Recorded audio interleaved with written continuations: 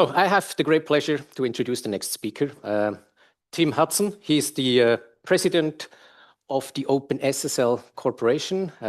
He's an industry veteran in cryptography, also the CTO of Cryptsoft, and has been a major contributor to various standards like KMIP, other OSI standards like PKCS11 and OpenSSL. And he is going to tell us about standardization, evolvement, PQC of OpenSSL, which we have seen already is a very fundamental, as a matter of fact, the fundamental element in today's IT landscape for security. So very welcome, very honored to have you here, Tim. Thank you, Marcel. I just have to warn everybody as I'm starting, I tried to cover all the topics Marcel put on my list. So I've got about 60 odd slides in a 30-minute slot. So some of them are going to run a little bit like a movie. The context more than anything else is there's material here that you won't necessarily absorb or go through today, but come back and look at the slides later. If you've got any questions, feel free to ask. I'll be around here for a little while. Email contact details are on there. So here's the set of topics I got from Marcel. Thank you, Marcel. This is about a 2-hour presentation, so I'm going to cut it down to 30 minutes. But in essence, a lot of it's about post-quantum crypto. Where are we at? How did we get where we are? Why do some people care about it so passionately? Why are some people taking their time to get underway and deal with things? And what you can really do from a developer perspective, from an application perspective, how challenging is it for your suppliers to adopt post-quantum algorithms? And hopefully by the end of this presentation, you'll have a good sense of an answer to some of those questions. So this is me. Been around in OpenSSL since before it was OpenSSL. I'm actually a volunteer in the organisation, a volunteer which turns out to be a full-time job. I have a tendency to be fairly direct, assertive, slightly opinionated. Just keep that in mind when you're interacting with me. My focus in the OpenSSL project is to set it up for the next 25 years. So just a small target, small ambition, little job to do. So what do we do with OpenSSL? So you've seen references from Tomas, you've seen references from Robert and from Marcel on OpenSSL, the library. So OpenSSL 3.5, we released it April last year. Well, this year actually, April this year. And in essence, we turned around and said, you want to do post-quantum? We've got your back, we've got you covered. We'll turn around and enable all of the important post-quantum things for you. We'll not only enable them, we'll turn the sensible things on by default. So when you saw Tomas working in Ubuntu, the latest release, everything's on by default, so he didn't have to do anything extra in order to get the post-quantum benefits. He got the hybrid chem usage by configuring nothing because it happens automatically. And that's the sort of position we like to take in the project. If there's something sensible from a security perspective, we don't want to have to make users do extra things to turn on sensible things. We'll just turn them on by default. Of course, you can turn them off, but they're on by default. So the record now, decrypt later threat that everybody talks about, that's the thing that was most important to address. And there's a few technical details there across some algorithms. You saw Tomas had a hint of some tension in the standards body in terms of seeds and keys. If you want to begin a 3-day argument, mention seeds and keys at an IETF meeting. Yes, it was 6 weeks of very passionate arguments and an outcome that everybody was equally dissatisfied with.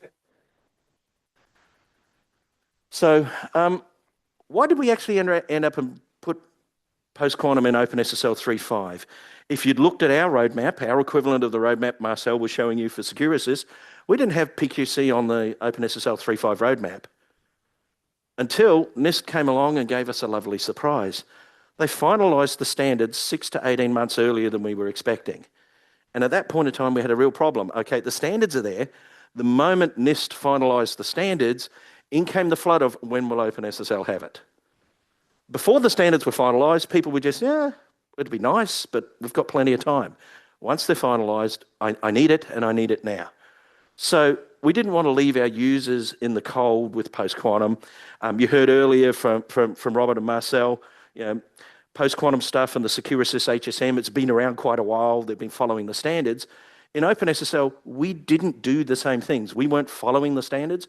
We were allowing some research stuff to do it, work with the OQS provider and things along those lines. We didn't see it was a mainstream feature until fairly late in the piece. So this is the little timeline. You can see down here, August last year is when NIST all gave us the gift of finalising the standards without warning us. And all the browser vendors just turn around and say, okay, we've been doing this a while. We're going to do a hard cut over to the NIST standards in October. And then we thought, oh, well, that leaves all of the OpenSSL user base out. We better scramble and do it. So we replanned OpenSSL 3.5 and just turned around and scrambled to get post-quantum algorithms in. Not exactly a fun time for our resources working through that, but you have to do what you have to do. So we knew we had to tackle the hybrid chem for transport decryption protection because that's the thing most people are concerned about. So we can argue, when will we get a cryptographically relevant post-quantum solution? Is it 5 years, 10 years, 15 years, 20 years? Never. It doesn't matter when you argue. We can't confidently completely ignore it. And because we can't confidently completely ignore it, we needed to have a solution. And it's easy to deploy this piece. So we sat down and worked through a whole pile of things here. The details aren't really all that relevant, other than we really found this not a lot of fun to do in a short time period. But as my sales team guy always says, when referring to engineering work, Tim, what's the problem? It's just typing. So, it's just typing, and then my response is, well, sales, it's just talking. What's the problem? So we had to go through it and produce an implementation in a fairly quick time period. So we bootstrapped off other people's code, and then before we turned around and released, it's absolutely essential that we're interoperable. So if we build a solution that only works with OpenSSL, we haven't built a solution, we've built a problem. So we turned around and did interoperability testing with the Bouncy Castle team, interoperability testing with the OQS provider, which is, by the way, created in Switzerland. Shout out there. And worked all the way through it, and then just a small discussion with the standards bodies in terms of what to do. And turned some stuff on. This is all fairly technical stuff. We don't really need to go into the details on it. And as Thomas has already indicated, MLDSA is the signature algorithm to look at from a post-quantum perspective. If you're interested in things, it's relatively usable now. It's larger. SLHDSA, it's there, but you really have to have a good reason to want to use it. So the other thing that people ask us is, well, new security technology, surely something new comes along and it's adopted very quickly. Well, I went back and had a look at the stats for TLS 1.3. How long did it take TLS 1.3 to get adopted to a reasonable level? A reasonable level sitting, 40+% adoption rate. About 5 years. How long did it take Quick to get adopted to the level at which it is at the moment, which is about 31%? 4 years. So you're thinking, 5 years, 4 years, we don't have to move quickly. But what happened with the hybrid post-quantum chem and TLS? We went from less than 5% to 35% in a year. That's unheard of in the industry for a new technology to come along. And then if we turn around and have a look, where have we got now? This is in the period up to about a week ago. We're sitting at almost 40% adoption. Now, these are the stats from Cloudflare. They're only the stats from Cloudflare because nobody else publishes the statistics. So you work with what we've got. But in terms of the rate of adoption of post-quantum traffic decryption in TLS, this is unheard of. And that's something to be aware of. Everybody is concerned about this. Everybody's adopting it. And you've got the underlying technologies available in both the OpenSSL library and Bouncy Castle. Those libraries are open source. They're freely available. There's no economic reason for not turning around and adopting early. Now, of course, you have work to do to move to the latest versions and all of that side of things. But again, that's just typing. So the new algorithms, Thomas has pretty much already covered this in terms of FIPS 203, 204, 205. They're in the, I actually see them in priority order, which was completely unheard of from NIST to do something in a logical order. And we've turned around and implemented them. There's some variation of the algorithm usage for signings. There's a hash version, technical reasons for wanting to do that. They're coming in later releases. You don't need them to adopt it now. We're having fights about whether or not this is something that's in the next release or the release after. So we've all been talking about chems. What's this magic thing, this key encapsulation mechanism? What is it? Well, the nutshell is if you do a Diffie-Hellman-based shared secret exchange or an RSA shared secret exchange, the steps that you use are completely different. So all a chem is coming up with something so that we can represent all the different ways the cryptographic algorithms may be used. It's a higher level abstraction, and it's been introduced to enable crypto agility. So if you change your application to use a chem API, then you can use any mechanism for doing it. You could use Diffie-Hellman, you could use RSA, you could use post-quantum ML chem. And it's one set of code, one way of doing it. So the APIs for this are important. It's not new technology, it's just an abstraction to enable crypto agility. So along comes NIST with our gift, August last year. We've got these 3 new algorithms. What do? How do we put them in? And it's not just one variant.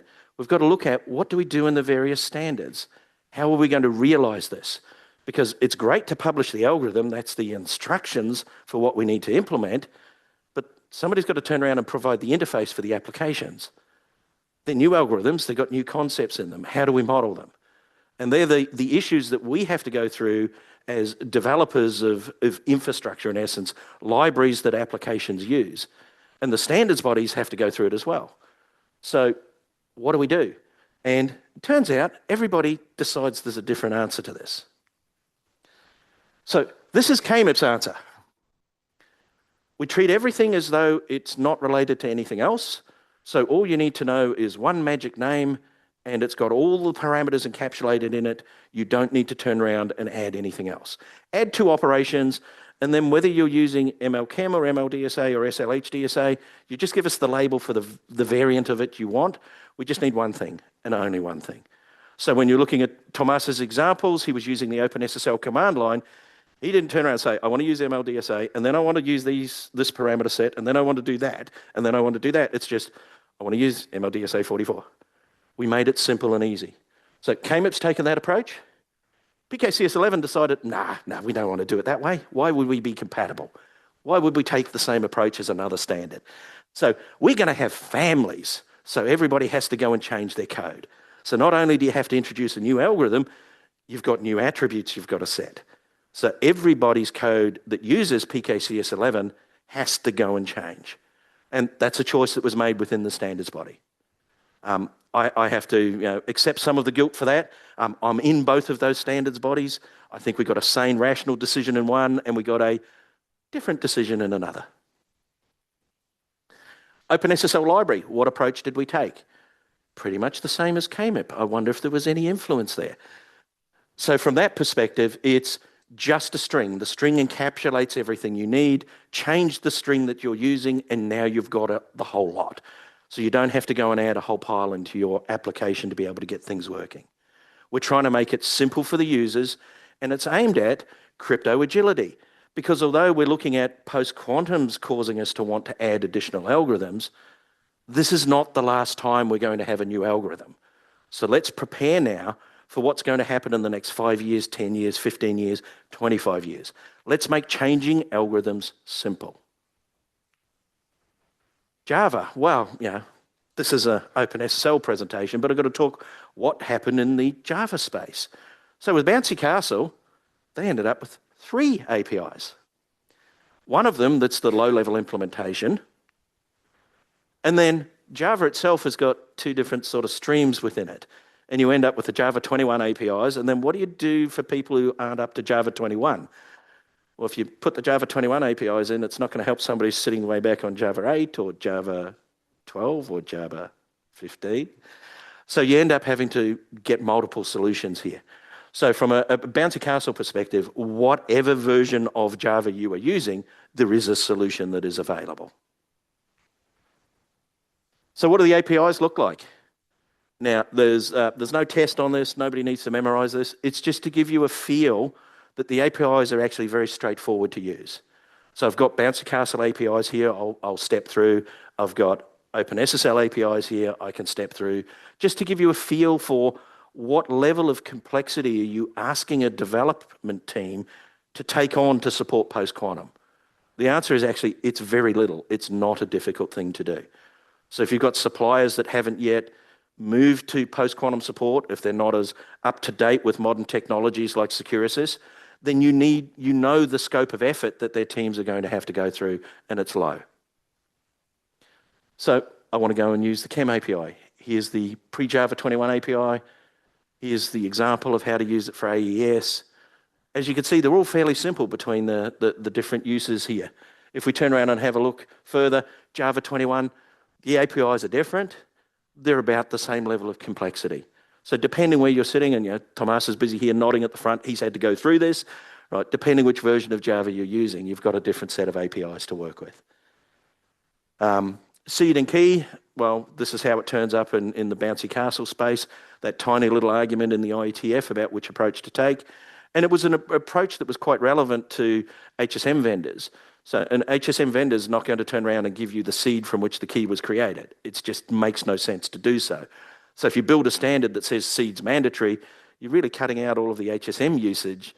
And if you're building a security solution and precluding use of HSMs, you're probably making an unwise choice. And those were the arguments we had to have within the IETF. So what's it look like in OpenSSL? A little bit different. Again, little diagram on what a chem is, and instead of the diagram, put horizontally, it's vertically on this one. We turn around and see, what is it? This is how we turn around and do that. First little piece is this step. The second piece is this step. And as you can see, it's just a handful of APIs. There's not huge complexity here. It's something that you can readily do in a day if you're sitting there as a developer and you needed to add post-quantum support. And then on the other side of things, we have to turn around and do this, do the encapsulate. And then finally at the final end of it, for the other side to have the same shared secrets, it's a simple decapsulate. Now, what we're not showing in here is how do you get the message between A and B, but in terms of the cryptographic usage, the API usage, the OpenSSL usage is very straightforward. We want to do some signing. Well, Tomas showed you what the signing's like. But what if it's your own application and you want to add the signing into it? How complicated is that? Read in the private key. Well, assumes we know what the format is. Let's not talk too much about that. Check that it's the right key type. Figure out what message. Attack at dawn is the example. You probably don't want to share that with your adversary. And then go through all the process, sign it. You know that on the other side it can be verified. It's that complicated. It's not difficult.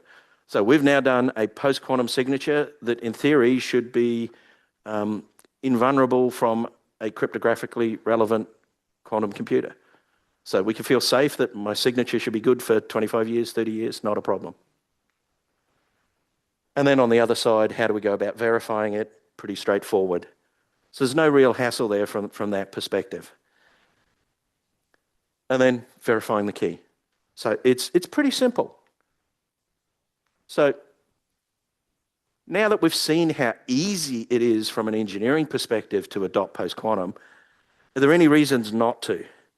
Now, in Marcel's presentation, he very quickly went over some important performance graphs and size graphs, just to give you a little bit of a teaser. But ultimately, it comes down to you need to know the performance impact and the size impact. And if performance is an issue, it may choose what algorithm or what parameter set within an algorithm you use. If size is an issue, it can rule out an algorithm. So if you looked at the tables that Marcel put up there, if you're concerned about size, you're not doing SLH DSA signatures, right? They're enormous. Well, you're going to have to carry on the public key, which is enormous. So from that perspective, it's not a lot of fun in that area. So a small size increase, you can turn around and say, that's okay.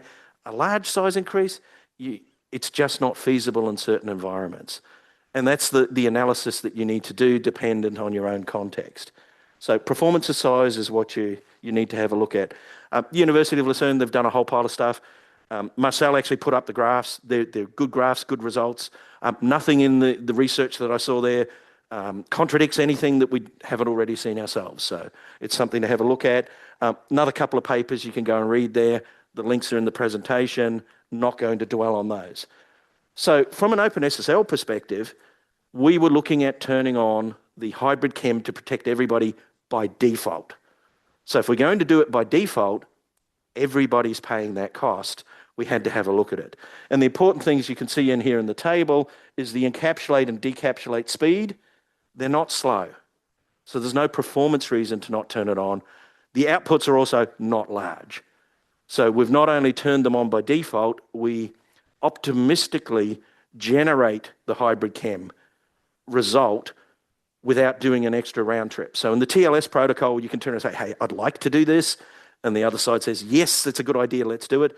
Or you can just say, I think we're going to do this. Here's the inputs and save a round trip. So we optimistically do the hybrid chem calculations and send it in the first request. So there's no latency impact, there's a tiny size impact, and no meaningful performance impact. So your harvest now, decrypt later protection in OpenSSL, you get it for free. Take the OpenSSL hat on, put on the bouncy castle hat, exactly the same things happen. Only it's not currently on by default. But the same performance stuff's there, so as long as you're on bouncy castle 181 or above, you've got all the same capability there. So if you're in a Java environment or a C environment, a Linux environment, an embedded platform, you have solutions readily available.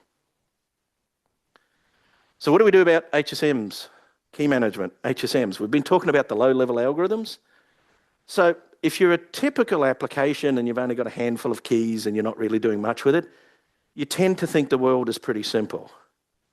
But if you move up into the space where you're actually dealing with environments where you have HSMs and you have key managers, and you can have a key manager in front of an HSM in front of a key manager. You can have a box that's called all the same things. The functionality has a tendency to blur. But it's not quite that simple. We then have all these different APIs or protocols that we use to talk to the key manager or the HSM. And then it's also not really that simple. We may end up having adaptations between different layers. So we can end up with a fairly complicated environment where between the application and the device that's providing the implementation, the security, there's a lot of componentry going on. And you need to be concerned about the security with respect to all of those things and how they work. So back in 2018, we had an argument within the OpenSSL team that our solutions that we were providing didn't have the right places to deal with these sorts of concepts. So we introduced a provider architecture. We were explicitly thinking about how do we make it nicer for an HSM to be able to integrate, right? So, the first 20 years of the project, we didn't care about HSMs. Then we start caring about how do we make the world work better. So we said, life's not that simple at the interesting end of the problem domain. So we need to introduce new interfaces, new concepts. And we did that in the 3.0 release, which is basically 2020. And then we've incrementally increased. And at every point in time, what we're looking at is how do we handle the higher volume use? How do we handle the more security conscious deployment environment? How do we handle things other than just doing the crypto? So we need richer interfaces. And we haven't yet got there. We still haven't finished what needs to be done. We know what the problems are. And if you want to turn around and have a look at, what are the problem spaces, go and have a look at the Securosys APIs, the protocols. It's like there's solutions for a lot of these problems in there, and those solutions tend to have to be vendor specific at the moment because there aren't all that many standards out there that will handle it. But if we go and have a look at something like KMIP, lovely diagram here. I did not produce this diagram. I'm not capable of drawing diagrams like this. If you have a look down the right-hand side here, sort of the mid-quadrant to the bottom, that's crypto. Everything else isn't crypto. So there's an awful lot of the universe when you come into key management, policy management, attestation, auditing, that's completely outside of the core crypto environment. What we look at here is, this is what OpenSSL does for you. This is what not OpenSSL needs. So we're sitting there. And then have a look at what the KMIP standard's doing. This is the latest rev. The green bits are added in the latest revision of the standard. And a lot of the stuff that's sitting here, again, it's not about crypto. It's about what do you do in the environment outside. So a little bit of a warning slide here, and this is effectively the last slide, where we can turn around and basically say, we don't have answers for all of the problems I've just shown you on the last two slides. You need to go to vendors that are solving those problems to get the solutions. We'll be technology underneath, but we don't currently have those. And that's where the actual interesting security problems are. Core crypto, you need it, it's got to be secure. But key management and all of the items around it, that's where things get interesting. That's where you need to put your attention. Thank you, Tim. I think we have, even though we're running late, place for some questions. So the mic is open. Who would like to ask a question to Tim? I have a question for you. In reality, what we see is that if I take a key from Bouncy Castle and I want to use it in OpenSSL, I'm running into troubles. And if I take even the same key and wanted to use it in IETF standard compliant, I run in yet another same problem of format incompatibility. As you are in all those standards committees, when will we see a unified persistent format for keys, while the standards in Inflop really exist? What we've realized in both the Bouncy Castle project and in the OpenSSL library project is we can't rely on somebody else solving that problem, Marcel. So what we're doing is direct interoperability testing between Bouncy Castle and OpenSSL. And if we come across something in a standard that doesn't make sense, we don't feel obligated to implement it. From our perspective, we will do things that work. And that's something in the last day I've spent with the Securosys team. Pragmatic results that deliver interoperability is what counts. Strict adherence to standards that may not have allowed for what needs to be done. Sure, it might make a standards body person feel good, but it's not going to help a customer who just needs it to work. So we're doing direct interoperability testing between OpenSSL and Bouncy Castle. I have some small follow-up question. Can you comment on the Windows universe? I can. Both Bouncy Castle and OpenSSL work in the Windows universe. Microsoft has its own set of APIs. There's about 15 different incompatible sets of APIs. Lots of people use them. If you're going across broader platforms than OpenSSL, you need to be looking at solutions beyond the Microsoft APIs. Microsoft themselves are heavy users of OpenSSL and Bouncy Castle. And the development teams that are using it are actually really good to interact with. The marketing at the Microsoft has the solution for everything for the whole universe level. We have a tendency to just stay away from that. I think there was a question. Along those lines, I was going to ask you, what's your insight and take on what Apple is doing with all this in their parallel approaches, LibreSSL or whatever? They must be facing the same challenges as the rest of you, but they're less transparent from what I can see. Guessing what happens in Cupertino when you're not in Cupertino is a real challenge and always has been. In terms of the LibreSSL team from an OpenSSL perspective, we have folks who work on both OpenSSL and LibreSSL. There's a reasonable level of cooperation. We're not back in the arch enemies of 2014 time period. We all recognize that we've got users that are using it. From an OpenSSL perspective, we want security and privacy tools available for everybody no matter what. Libre serves those needs as well. So, I have 2 staff that they write code and contribute it to Libre, and they're encouraged to do so. In terms of Apple, they're a little more challenging to figure out what happens. You find out after the fact. The Microsoft people tend to tell you that you're wrong in advance. Apple tells you you're wrong afterwards. Thank you. So, Thomas? Do you think there's was kind of this split and forks, boring SSL, LibreSSL, etc., and providers, of course, as you said, came along like OKS provider. Do you think the PQC world will kind of increase the diversity, or there will be consolidation? I'm perceived as a radical within the OpenSSL project. I think forks are good. Right, because it gives people the opportunity to explore. If you've got a passion where you think somebody else has done something wrong, run with that passion, generate something. What we found over time is we tend to end up and having the information come back. So you see, boring SSL, they're a fork, they're a Google environment. We started with their implementation of the post-quantum algorithms and retrofitted them. And we did that with the blessing and cooperation of the Google team. So we don't normally talk about how well we actually work together. It's a good marketing story for people to think there's all this tension there. But in reality, it comes down to developers that just cooperate. And we don't have big marketing teams, so we sit down and we just work. Okay, if there are no further questions, thank you very much, Tim, that you have been here.